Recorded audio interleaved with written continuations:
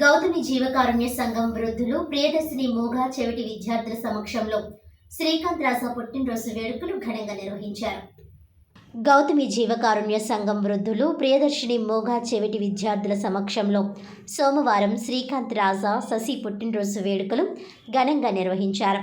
శశి తల్లి ప్రభావతి, అతని స్నేహితులు హాజరై పుట్టినరోజు వేడుకల్లో ముఖ్య అతిథిగా రాజమండ్రి నగరపాలక సంస్థ స్టాండింగ్ కమిటీ మాజీ చైర్మన్ బర్రె కొండబాబు పాల్గొన్నారు.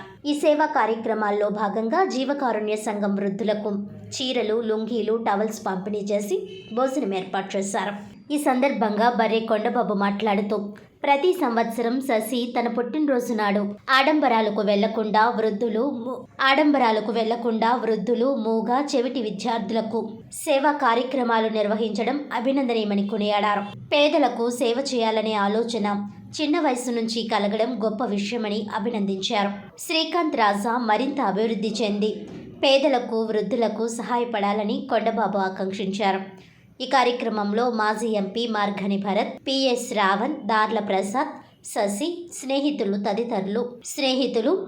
తదితరులు పాల్గొని జన్మదిన శుభాకాంక్షలు తెలిపారు.